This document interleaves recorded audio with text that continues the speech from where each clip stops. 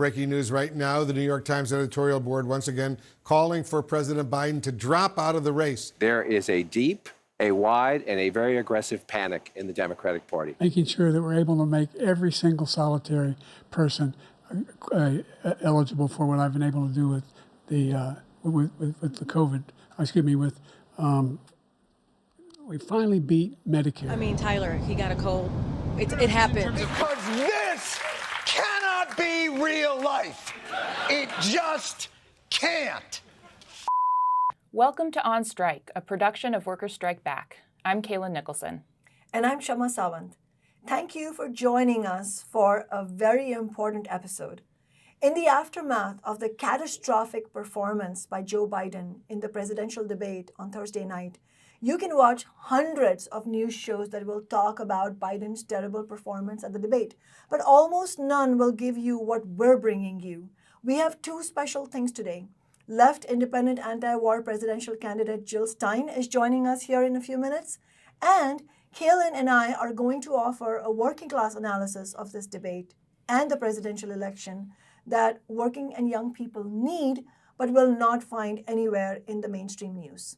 If you haven't already subscribed to this show on YouTube, do it now. And if you agree that working people need to refuse to be reduced to being spectators in this spectacle of the utter shambles of the two parties of the ruling class, and that we need to get actively organized and fight back, then go to workersstrikeback.org right now and become a member of Workers Strike Back.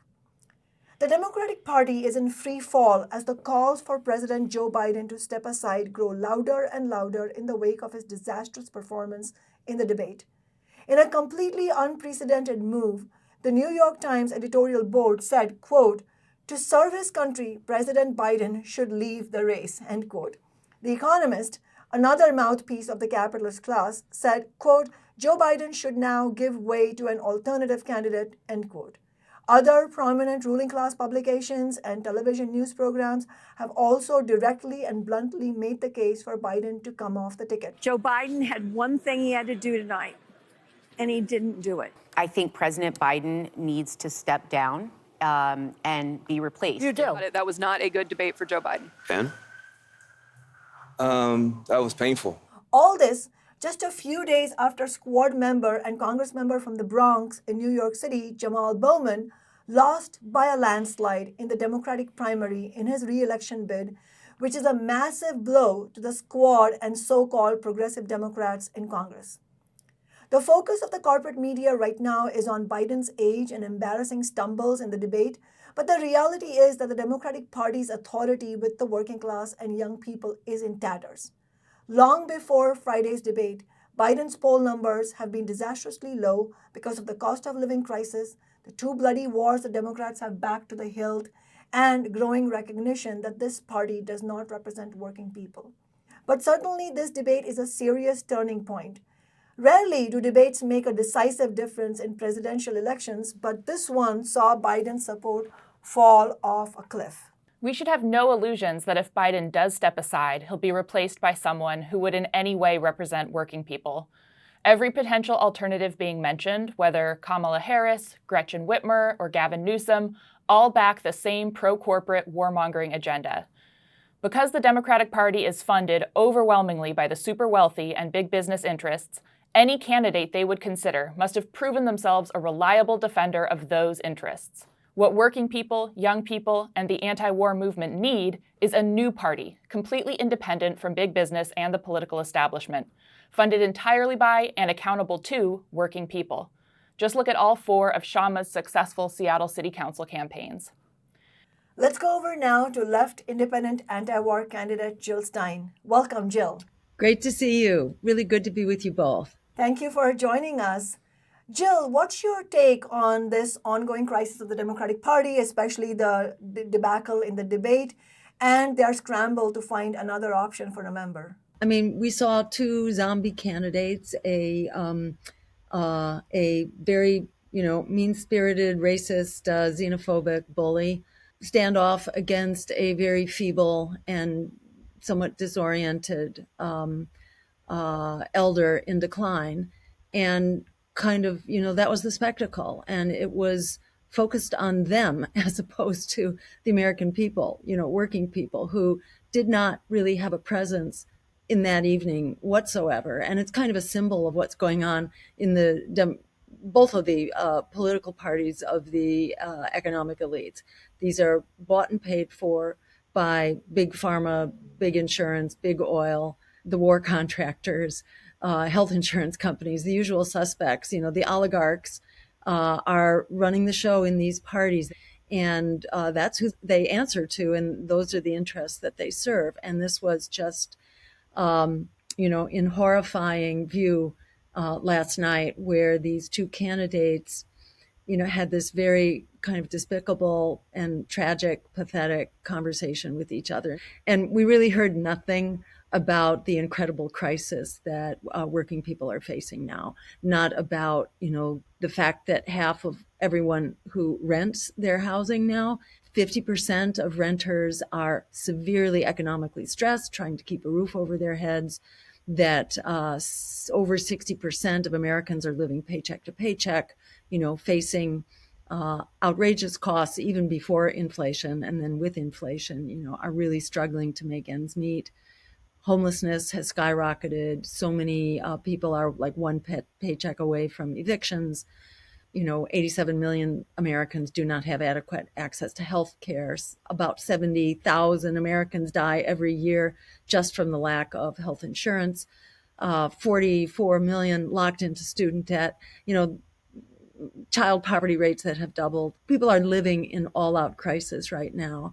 And we heard nothing about that. Mostly what we heard was the candidates telling us what a great job they've done, and what a great job their parties have done. So it was really offensive and pathetic. And the American people, we deserve candidates that are running for us, that are running for working people, that are drawing the connections between the desperate state of our lives and the endless war machine that we constantly pay into, which is sucking up half of our congressional dollars right now, which are being spent, on these endless wars, genocidal wars, conflict that are escalating now towards potential nuclear confrontation in at least two areas of the world, between the enlarging war, the genocidal war against Gaza, where Israel has announced, they're soon to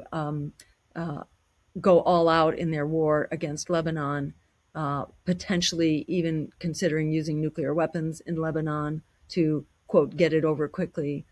And this is what they have infinite amounts of money for. Every time, it's requested, there's a new appropriation.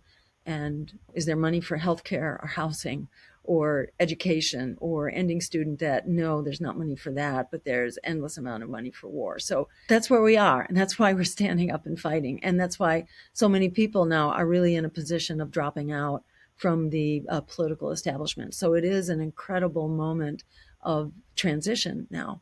And, it's very exciting. And I think the empire is so threatened, in fact, that they are fighting back and, striking out in ways that they have never done before. This is my third run, and we've never had this kind of targeting and resistance. So, it's a good sign. It's hard to deal with, but it's a very good sign that, in fact, they are so threatened by this political rebellion, which is taking place right now.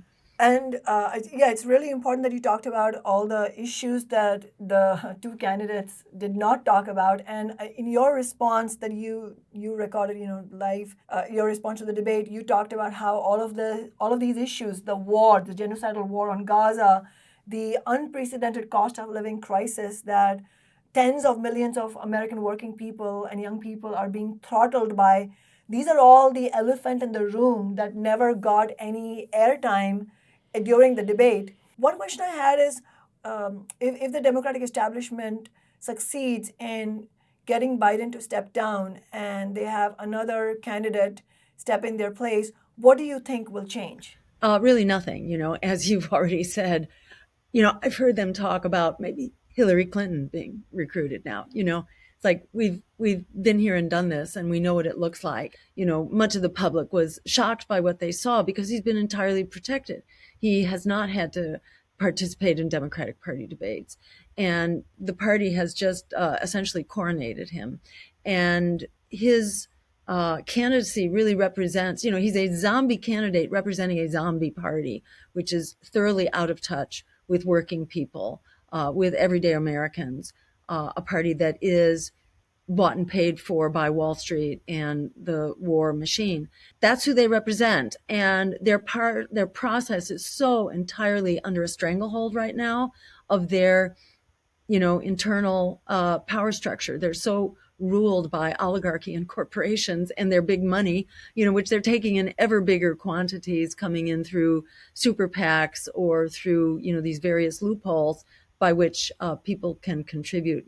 The wealthy, the oligarchs can contribute, $600,000 and more in a single check, and it gets laundered and goes back into the campaign. So it's big donors who are very much calling the shots. And this is why the whole process doesn't work and why it really doesn't even matter who the representative is, because that representative is basically following the script that's been written by corporate America and the billionaires and the bankers. Yeah, oh, absolutely.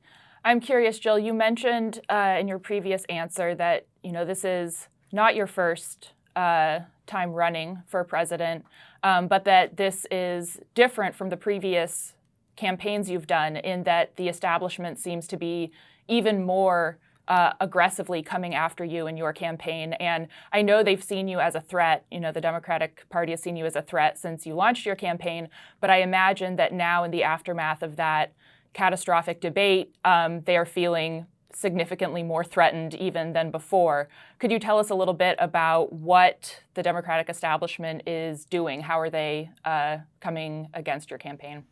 Yeah, and I know Shama is very familiar with this, with being in this position. When you are a threat to the empire or to the oligarchy, they will come after you. Not that they haven't before, and in the last race, when we really had a big, a big step up in our organizing and in our campaign. And, when Bernie Sanders was basically knocked out in 2016 and he endorsed Hillary Clinton, there was a huge surge into our campaign of supporters and donors and volunteers.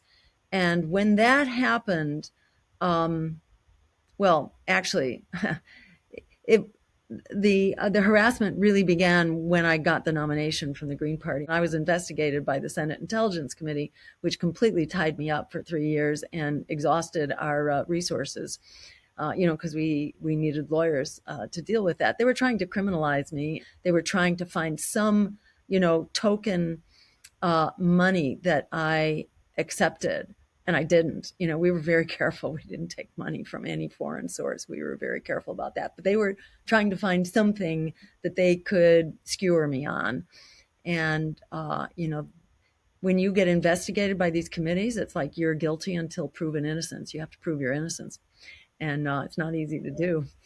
So that really sacked us, and prevented us from growing from that election, because it really robbed the party of its momentum, and it tied us up in these defensive maneuvers and, robbed our resources too. So that's what they did after that one. But at the end of the day, they couldn't come up with anything, so their big smear campaign died. So this time around, they're going after us with lawyers at this point. And they mentioned in March, they publicized, actually, I think it was in a New York Times article, that they were hiring an army of lawyers to go after our ballot access drives, which is what they've been doing now. They did this to Ralph Nader in the year 2004. They had something like 20 simultaneous lawsuits to throw him off the ballot, which also exhausted his resources. So this isn't new. The dirty tricks that they use are just so laughable, and it speaks volumes about this party that claims to support democracy. In 2022, they went after Maddow, who was our Senate candidate in North Carolina. He's peace advocate and had very publicly quit a State Department position in Afghanistan as part of his military service. He quit during Obama's surge in Afghanistan in a very big and public way, and so he kind of became a known critic. So he was running as a Senate candidate in North Carolina, and the Democrats impersonated the Green Party, called people who had signed the petition for Maddow to get him on the ballot, and told people that they, the Greens, wanted them to take their names off the ballot. They happened to call the chair of the party, the chair of the Green Party, and tell him that the Greens wanted him to take his name off the ballot. So there they are, the Democrats impersonating the Greens, calling the chair of the Green Party to tell him to take his name off of the ballot petition. So, he then recorded the phone call and brought it to court. And we were able to get them fined for that. But in the meantime, they had gotten Matt thrown off the ballot. This is what they do. This is their incredible, corruption, their dirty tricks, their use of fraud. They accuse me of being, committing election fraud with Russian, social media. But they actually do it. They actually do the fraud to interfere with our elections. And it's just, it's just a sign of the times and what we're up against. But the difference is that we have the American people on our side. People are tired of being deceived and manipulated. And that's what this political system is about. It's all about deceiving voters, and it's all about serving big money interests and delivering for the war contractors and, delivering for the health insurance companies and the real estate industry and all the rest, not for everyday working people. And everyday working people have had it, especially young people who are just not going to vote for these jokers. And we're seeing our numbers go up, especially in people under 30. In Wisconsin, we are running 22% among people 30 and under. And nationally, I think we're now at 6% among people 30 and under. So word is starting to creep out, and we're still very focused on fighting the ballot petition drives. Because if you're going to challenge empire and oligarchy, you have to be on the ballot. Power concedes nothing without a demand. If you're not on the ballot, you will be sidelined, and it's as if you're not running whatsoever. You need to be able to organize to get on the ballot. And already we are on the ballot for a majority of voters, and we're continuing to fight this, even while they are trying to, to sabotage our petition drives. So we are talking about this and making it as public as we possibly can, because the Democrats should be shamed, and perhaps they should be prosecuted for this. We'll see what it comes to. No, absolutely. And I just wanted to let you know, Workers Strike Back is going to be out at Pride events across Seattle this weekend, collecting signatures to try to get you on the ballot here. So thank you. Thank you so much. Oh, that's really exciting. No, absolutely. Really appreciate it. I was wondering if you could talk a little bit about Bowman's loss. I think a lot of people are trying to say that this is just because he has kind of gone too far left, that it has to do, solely with the kind of AIPAC spending, that he's too far left on Israel-Palestine. But what do you think? Well, that's great that he did speak out eventually on Israel-Palestine, on behalf of the Gazans being subjected to genocide. And that's great that he did that. But, he didn't speak out for working people when the railroad workers were on strike, and the squad supported the suppression of their right to strike, which was really devastating, and is the, essential power of working people for the Democrats and Joe Biden to have led the charge in suppressing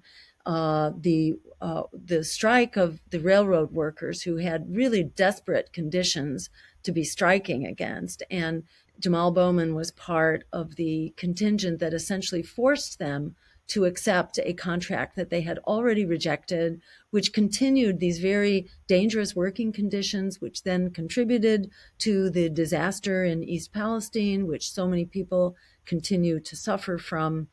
So he failed to play that one right. Or shall we say, he did not stand up on behalf of working people in that fight. Likewise, for Medicare for All, and I believe also for the $15 an hour minimum wage, also kind of let that die in silence. And it speaks volumes that when AOC and Sanders went to hold a rally for Jamal Bowman, from what I understand, nobody came.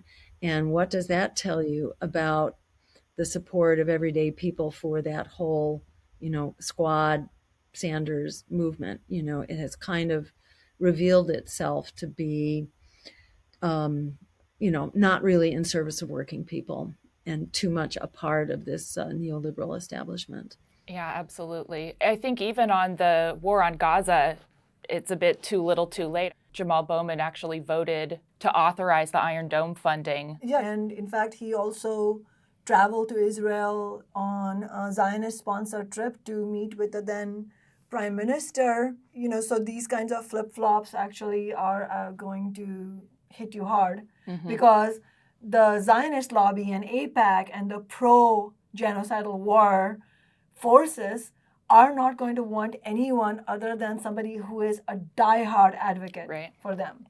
But then if you end up betraying working people and the anti-war movement through your completely inconsistent position and your refusal to show courage in the face of this horrific war, then you are also going to lose support of many of the very genuine people on the ground, working people, young people, who are justifiably angry at the war. In fact, so it's not surprising. The rally you mentioned, Jill, the rally where it was like a last-ditch desperate effort, really a bit of embarrassing show by Bowman and AOC in the way they handled that rally.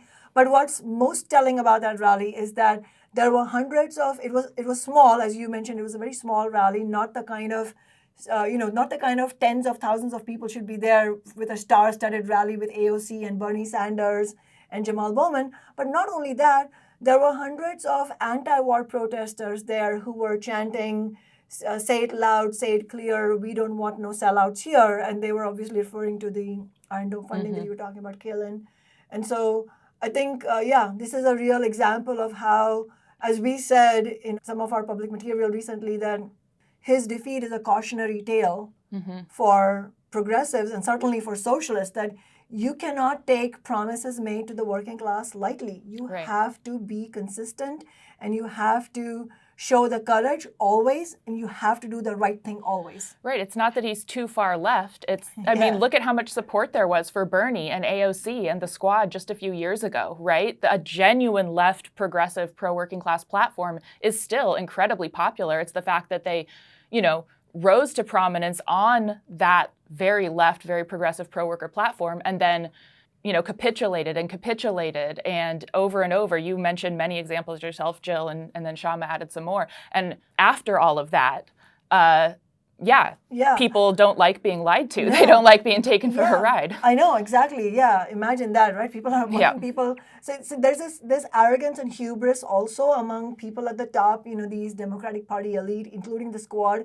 They think that working people will just be hoodwinked forever and ever, but that's not the case. And in fact, obviously we talked about the war because that is a paramount issue right now for the vast majority of working people and young people.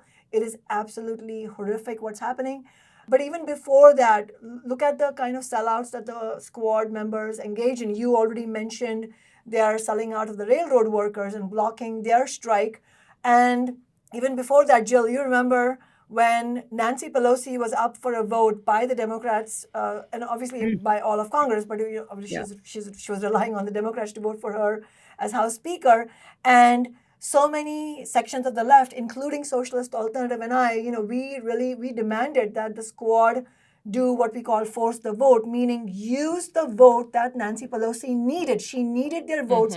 They had a decisive numerical power there to withhold the votes. And we said, you should withhold that votes. Don't give those votes for free. I mean, to be clear, stepping back, I just want to be very clear with our viewers. As a socialist, I would never vote yes for Nancy Pelosi as speaker or as anything. But the point is, at the very least, can you do this, what we were saying, withhold your vote and demand something concrete, like demand a discussion of like Medicare the for far all. right in Congress does all the time. Exactly. They use they their did power. force the vote. And The MAGA Republicans did force the vote. Yes, Yeah. and how unfortunate, what a situation we are in where they showed the example of what it is to fight for the, I mean, they represent really horrendous interests, but we represent working people. And that's why working people are getting won over, some of them, to the right wing, because they want to see someone who has a backbone and who will stand up and use their power to fight. And the progressives in Congress and, quote unquote, progressive Democrats are not doing that at any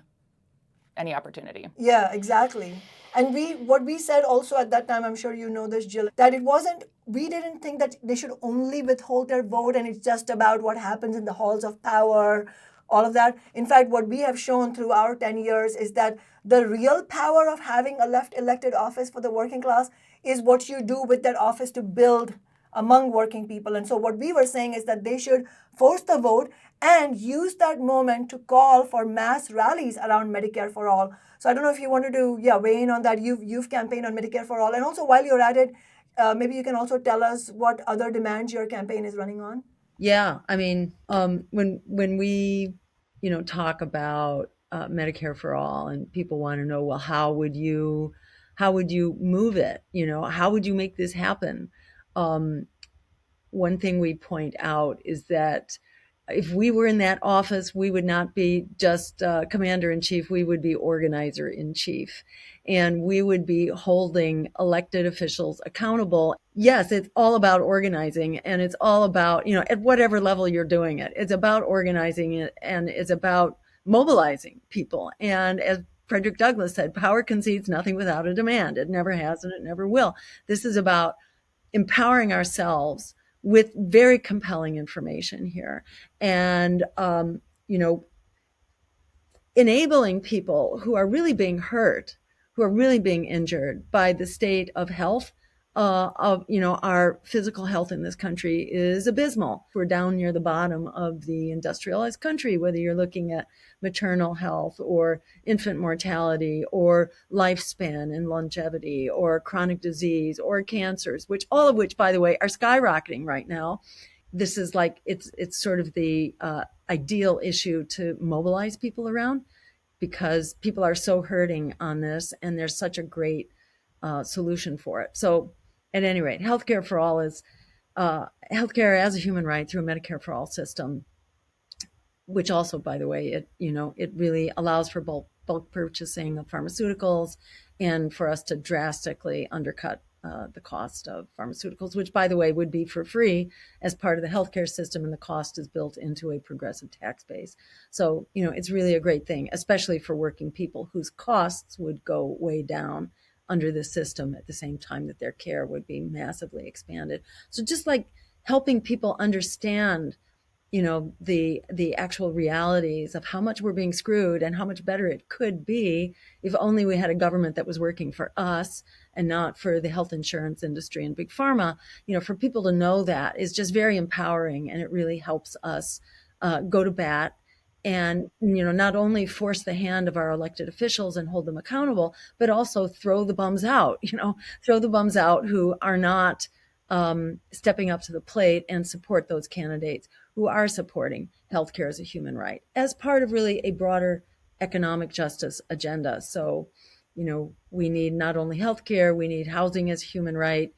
We need rent control, universal rent control across the country where it's prohibited, across most of the country. We need to prohibit the buy-up of our housing stock by equity, private capital, which is investing in our homes, removing them from the market, and driving up the cost, and just converting everything into into rental housing. That needs to be stopped. We need to be building public, high quality, mixed income, sustainable public housing, now usually called social housing, together with public transportation, high quality, efficient, non-polluting public transportation. That's how you can build without, disrupting neighborhoods and creating sprawl and all that. We can do this right. We can cut the military budget, at least 50%. Instead of spending over $1 trillion a year, we cut it back. And then we have a lot of money to spend on this kind of thing. Also through the efficiencies in healthcare, as I mentioned, we can save $500 billion a year by taxing the rich, through taxing capital gains like income, restoring the progressive income tax, which at one time was as high as a 90% tax following the Second World War on the highest income brackets. There are many ways we can bring in the dollars that we need. And then making public higher education free, it pays for itself many times over. We know that from the GI Bill.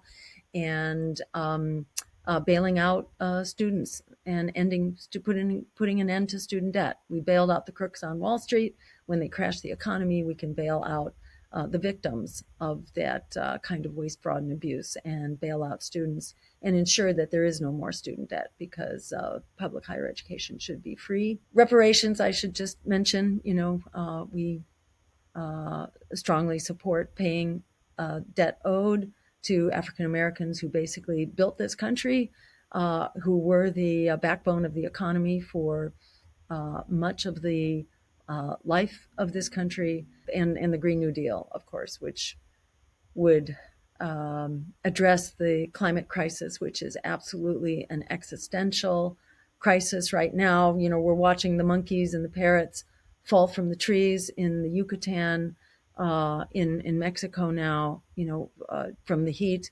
We've seen 1,400 people die in Mecca in like the last 2 weeks as part of their pilgrimage. We have absolutely unsustainable conditions now, which are extremely hard on working people who, are very much at risk for abusive employment now that does not provide cooling breaks and water breaks and things of that sort. So this is a crisis that very much hurts everyone, especially working people and the poor. The Colorado River is on the verge of shutting down. It provides half the fruits and vegetables for the country. This is because of drought. And if we think we've seen inflation, just wait a couple of years to where, the Colorado River stops, because it supplies California. And when California agriculture is done, our cost of food is going to skyrocket, and those are just like some of the key things. So the Green New Deal declares an emergency. The president can do this on day one, declare a climate emergency, which unleashes, it's about $600 billion every year to create jobs that help transition our economy, ensure that people who've been working in unsustainable and polluting industries, that they have jobs. This is not a choice between our survival, our climate survival, and jobs. No, we're going to ensure that we have these jobs that are much healthier for workers and for communities and for our food and water, as well as our climate. So, building wind towers and public transit, building high-speed rail, solar cells, geothermal, et cetera. There's a lot of manufacturing to be done here, and we can jumpstart again a manufacturing economy at the same time that we address this all-out crisis of both the climate and a crisis of lousy and low-wage jobs. And of course, I should mention workers' rights is a big part of this, ensuring that we have the rights to unionize, repealing the right to work for less laws, that basically make unionization very difficult, ensuring that we have card check, that is the Employee Free Choice Act, and repealing the Taft-Harding Act, and ensuring that workers have a right to organize, and of course elevating our minimum wage to $25 an hour is what we're calling for as a minimum wage that can actually support a family and keep a family out of poverty. Thank you so much, Jill. Yeah, I think almost all, if not all of those demands that you're campaigning on are not only would they be hugely impactful, but they're actually extremely popular amongst broad sections of working people from across the political spectrum. I mean, I don't know anyone who, I'm a parent, I don't know any other parents of my kids' friends who think that spending billions of dollars on military aid to Israel to help fund the war on Gaza is a higher priority than spending that money on public education, affordable healthcare, affordable housing, all of those things you mentioned. But I think one of the things that is kind of holding people back right now is just this feeling like, yes, we want these things, but what's the next step? How do we get from here to there? And as you know, Workers Strike Back is building for protests at the DNC in August in Chicago. And Jill, you're going to be there on July 21st at Workers Strike Back's first national Zoom conference to build for the protests at the DNC in Chicago. Absolutely. Yes. I'm so looking forward to that on both counts, for it being like a first Zoom conference for Workers Strike Back. Really excited about that, and really excited about building street protests, because that is so much a part of, demanding power and asserting power. We have to do that at the workplace, in the streets, and in the ballot box, and in the halls of power. Absolutely. We have to fire on all cylinders here, because it really is a state of emergency, in our lives and in Gaza. And the military is impoverishing us here at home and endangering us around the world, to where, we are escalating towards nuclear conflict right now.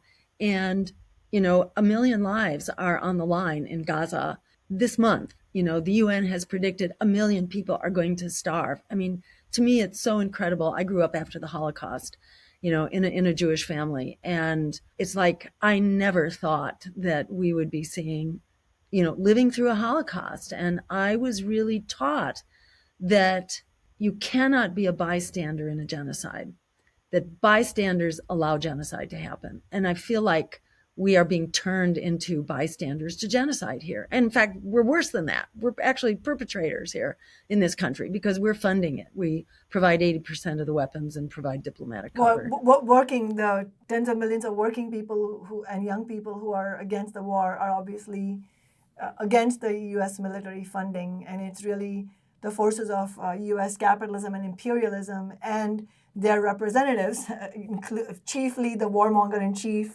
Joe Biden, and U.S. Congress, which means both the Democrats and Republicans. These are two warmongering parties. And you're right, there's blood on their hands. Mm-hmm. Totally. Yes. And to me, it's just unconscionable not to be out in the streets and doing everything in our power. And I'm so grateful to, young people especially, who've been absolutely fearless about this and have just stood up to abusive police and abusive administrators and politicians who are trying to silence them, who are threatening them with being doxxed, with being blacklisted for their future, with being thrown out of their colleges and their universities. I feel like the young people who are standing up here are really the conscience of this nation and really of the world.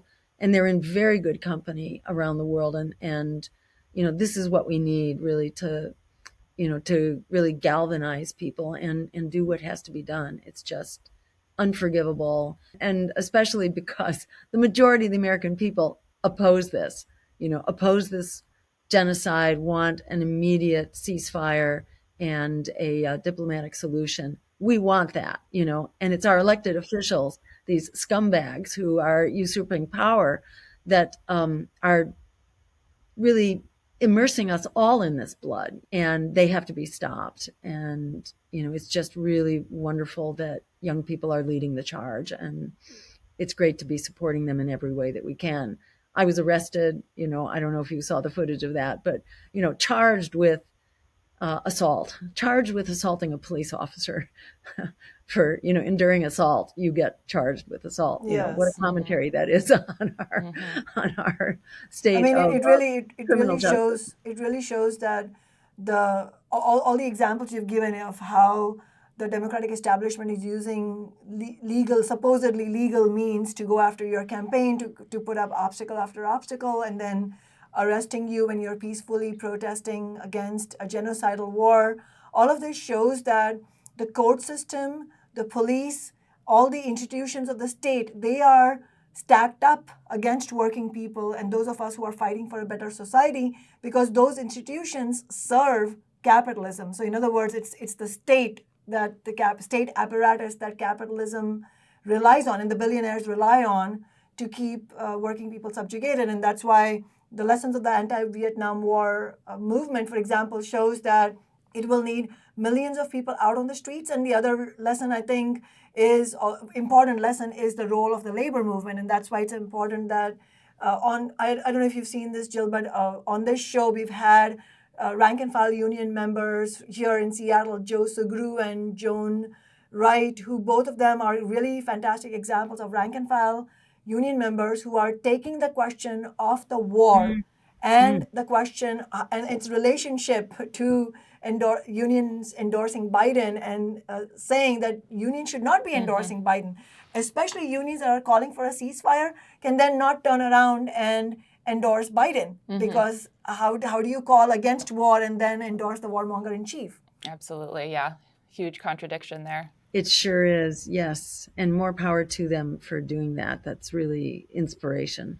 Well, thank you so much for taking the time to be with us this evening, Jill. I know it's quite late where you are, and I'm sure it's been a really hectic 24 hours for you. Like you said at the outset of the show, I think this is an extremely important moment for left independent politics. I think there's a huge opening for us right now, and we just really appreciate this opportunity to talk with you and really look forward to seeing you again on the 21st.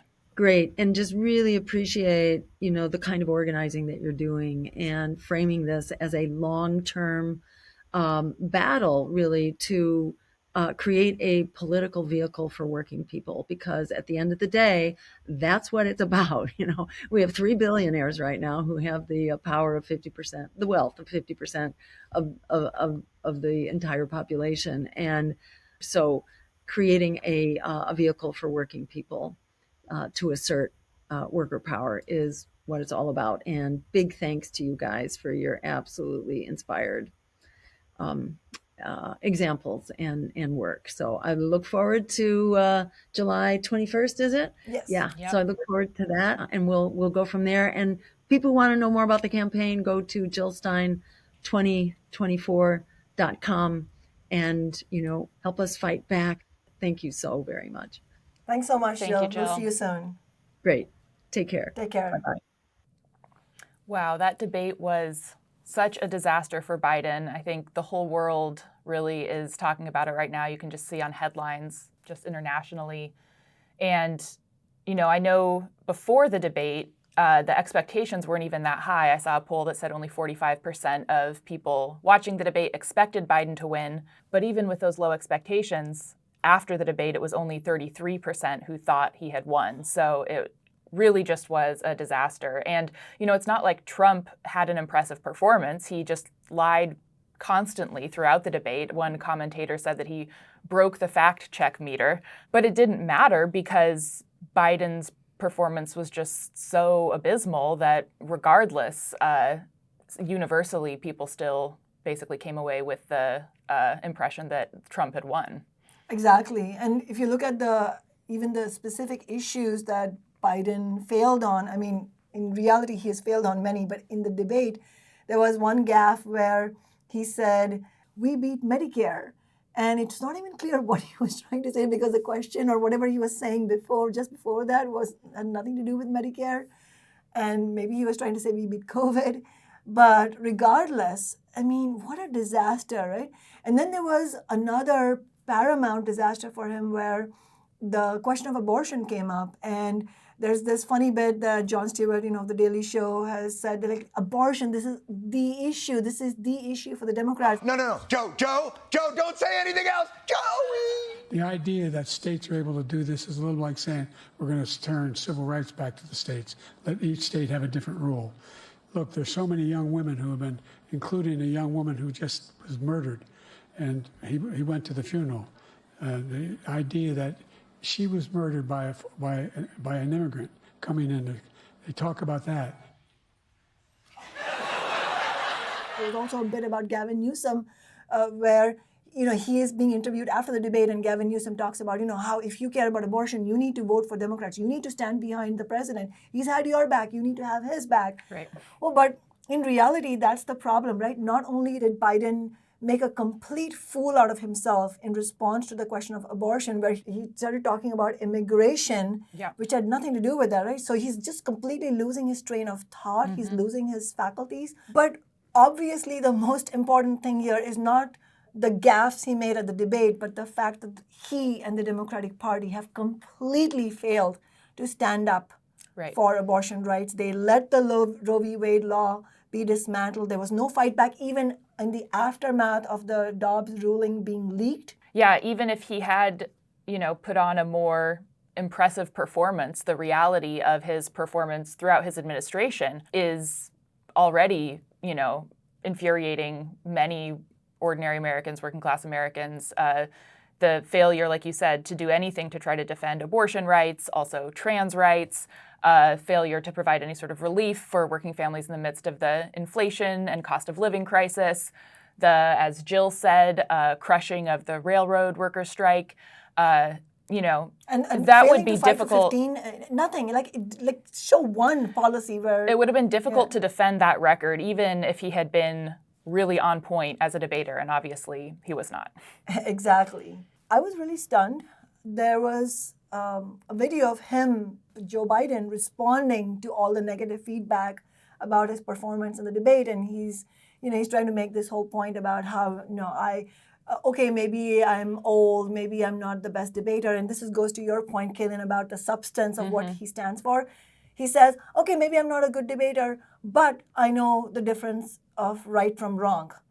That was just stunning to me. And I know the truth. Yes, it's completely contradictory to what he actually stands for. Like you said, failing to do anything for working people when they're facing this unprecedented cost of living crisis, but also being the warmonger in chief, as we said before.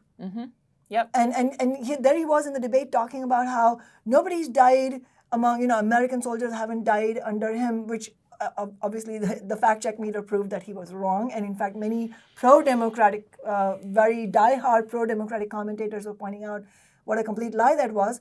But how out of touch all of that seemed when there's a genocidal war going on against the Palestinian people. And these guys are just laughing it up, talking about who has a better slice, in golf. My gosh, the golf stuff. Yeah, no, absolutely. It was sickening.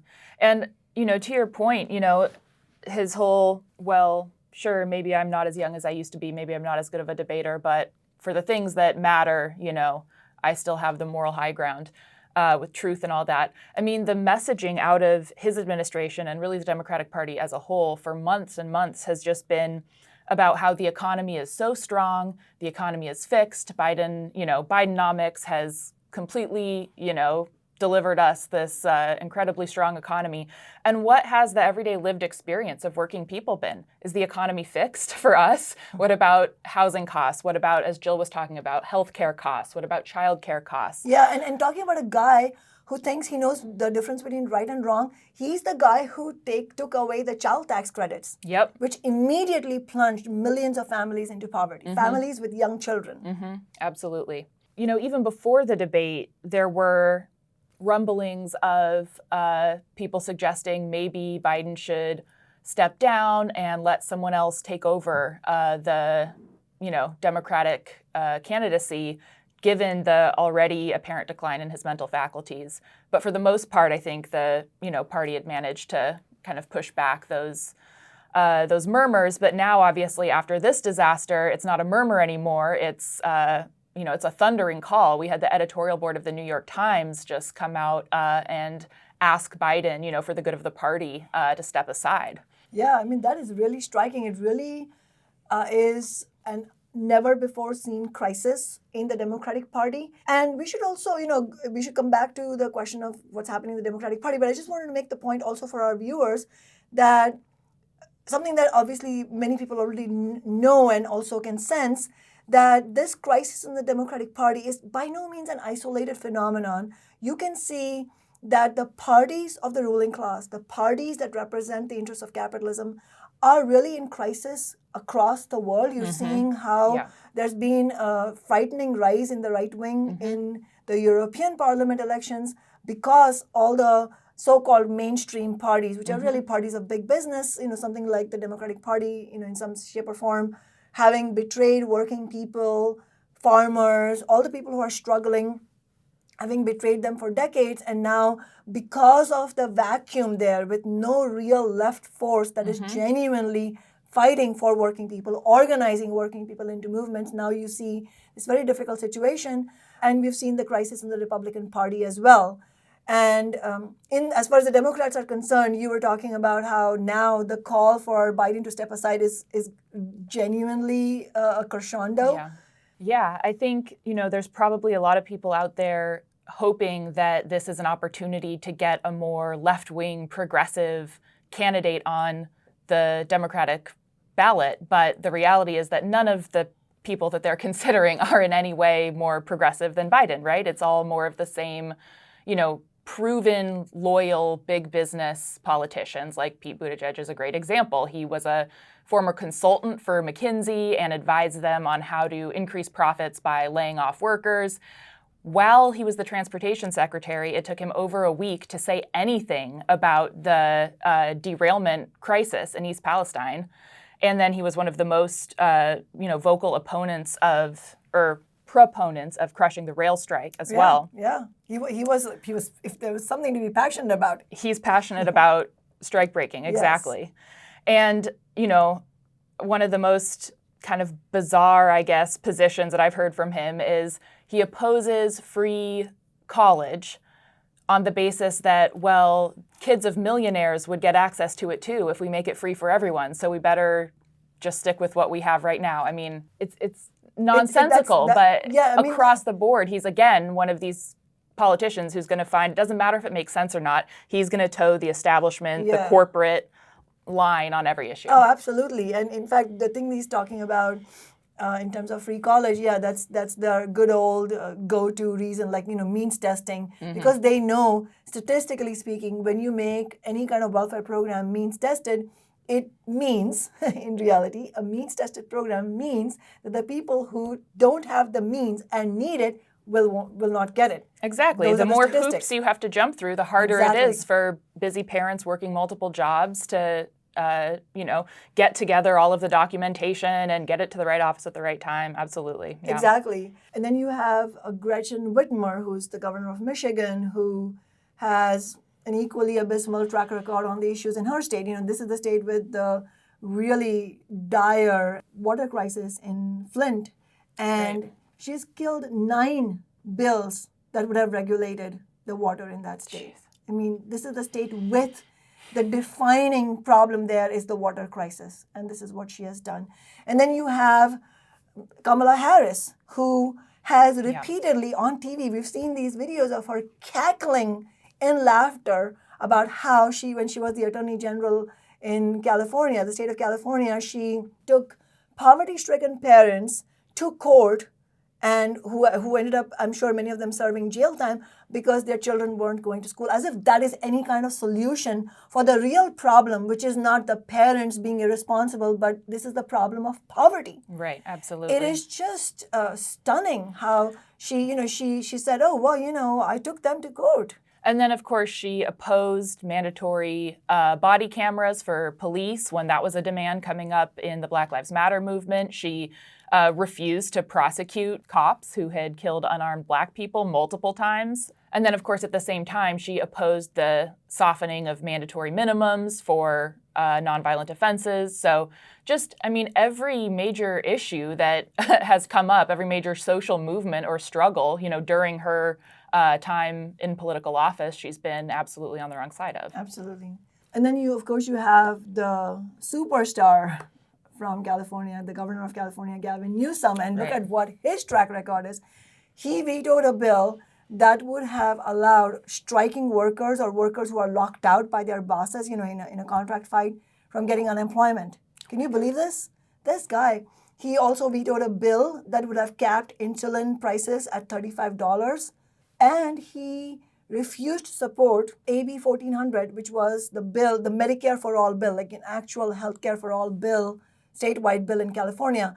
And the point needs to be made. He was not alone. He was not the only Democrat, prominent Democrat, and basically Democrat as a whole who opposed the Medicare for all bill in California. If you were in California, you would have been spoiled for choice because so many Democrats were opposing that. And so it's another striking example of how the Democratic Party is not on the side of working people. Yeah. No, all of their kind of short list of potential people to replace Biden is basically an all-star list of the politicians who have been the most loyal in defending the interests of big business against working people. I mean, just in the few examples we've shown here, all 3 or 4 potential candidates we've talked about have blood on their hands in a very significant way, right? They have all opposed bills or reforms that would have been absolutely life-saving for working people and families. Absolutely. Together, millions of lives would have been saved. And it's astounding that now the Democratic establishment, or at least sections of them, are saying, oh, maybe Hillary Clinton. And, maybe it should be Kamala Harris because she's a woman. I mean, so they're going to parade these candidates and also try to use some identity issues saying, this is a woman, this is this is that. But ultimately, what we have on offer are 2 parties that belong to the billionaire class. Yes. 2 parties that represent a warmongering imperialist agenda. Yes, I was going to say all of these potential candidates also 100% same position as Biden when it comes to continuing military aid to Israel. Exactly. We don't expect any of them to stand up against the Democratic Party machine and the imperialist agenda. They wouldn't be on the short list if there was any possibility of them doing that. No, exactly. And in fact, to your point, Kaylin, one of the reasons why, and maybe the most important reason why the Democratic establishment went plodding along with Biden, even though he was, so far from ideal, and already at the beginning of his campaign, people were saying, he's too old. Yeah, he's too old. But they didn't want to replace him because the most important thing that they wanted to avoid, obviously, as you and I know, is any Bernie Sanders style left insurgency challenging the establishment. So they wanted to keep it all under wraps. Let's make Biden plod along somehow. And now the question has opened up, and they're going to have to deal with all these different careerists. But at the end of the day, that the Democratic Party is not going to be a vehicle for any kind of social change.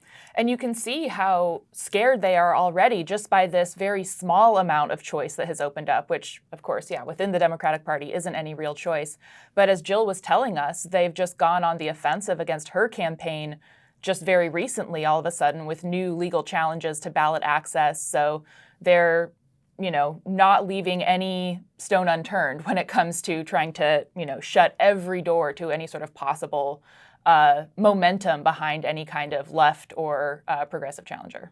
Exactly, which again is such an important reminder for us why, if you're watching this show, you have to join Kaylin and me on July 21st at the inaugural Zoom conference of Workers Strike Back. As Kaylin mentioned earlier, Jill Stein will be there joining us. We'll also have Nick Cruz, who is the founder of the Revolutionary Blackout Network. We interviewed him recently. If you haven't watched that, you should definitely watch that episode. Another prominent critic of U.S. support for the war on Gaza and, very strong anti-war advocate and organizer. Yeah. And at that inaugural conference, we are going to talk about what is the real strategy for the anti-war movement, because we can't just keep protesting. The protests need a strategy to actually end the war. How that strategy cannot be divorced from having a break from Biden and Trump and the Democratic and Republican parties. I would parties. argue the most important strategic question facing the anti-war movement right now is the question of the Democratic Party, the question of the political arena, right? We can have protests. We've shown that. There have been mass protests. There have been encampments on college campuses all across the country. There have been union after union passing ceasefire resolutions. We've seen all these polls showing that, a majority of people in the U.S. want an end to U.S. support, military support for this war. But none of that has been enough. And so what do we need? We need a strategy to actually organize this energy and momentum that we have already seen is out there and actually take that fight into the political arena and then also, of course, into the workplace in a more serious way with organized nationwide days of strikes, walkouts, and mass protests, coinciding with the mass protests in Chicago at the DNC. Absolutely. And if you're in Seattle on Monday, July 1st at 6 p.m. Seattle time, we'll be having an in-person meeting.